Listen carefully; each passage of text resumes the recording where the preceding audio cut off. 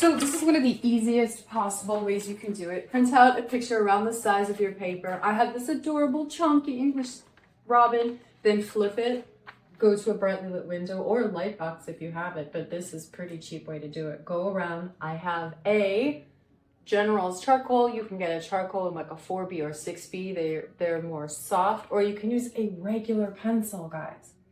Go around your entire design and mark out the important things like the eye, anything else you guys want to keep. And this actually helps you as well you can learn lots of drawing principles by doing this as well. You can learn proportion, shading, just the general rhythm of different subjects and objects. Perfect. So now that we have it this way, because we printed the picture out straight, I want it to be looking this way in mine. When I put it down on my watercolor paper, it's going to transfer that way. Amazing! I'll show you how to do that. Okay, now that you have your design on the back with your charcoal or other transferable, you can put it onto your watercolor paper directly. I like to use the back of scissors or something hard. You could also use a pencil. If I want to be able to see the reference image though, when I scratch all over it, I'm going to get that lost. So you can use a credit card or anything.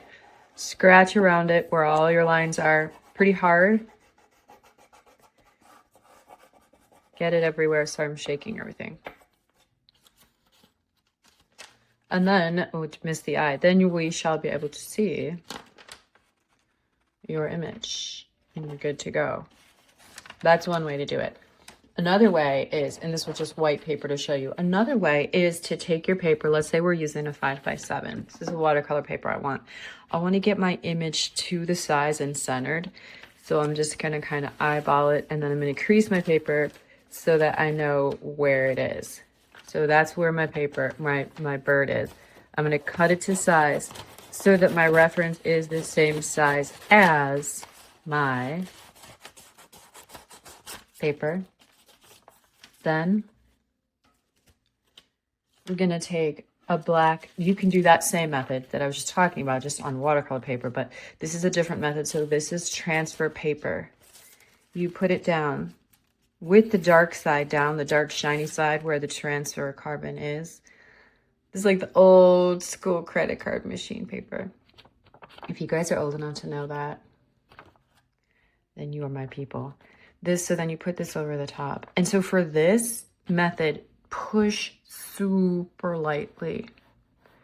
Like just kiss it to the paper, because you're not going to be able to see it work. It's there, guys. You're not going to be able to erase much. This is a much darker line. So then a pencil, you can erase some, but do it really lightly so you can use it, but not have it too crazy. Okay, that's that one. Go all around. Just get the outlines in, and then we'll add your glorious watercolor on top of that. You could add that line. You could put in some lines for markings if you want. Like I said, I'm super careful not marking too much out here because I don't want it to show. Okay, so that's one. And then the other one is if you have something on, let's say a book, a thick book, or computer, iPad, something like that. Shout out Dave Matthews Band and shout out Oakland Marathon. But so you would then take your screen, put this onto the screen. This is tracing paper.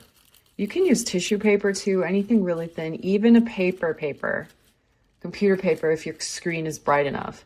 Let's pretend this is the screen. You go around, trace your design. Let's pretend this is showing up on the screen of my computer. Trace around it.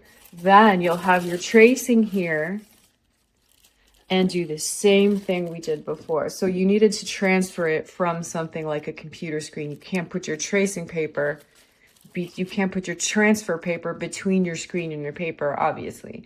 So we're taking this that we just made from your computer image or your iPad image and using that on the top. So that gives you another way.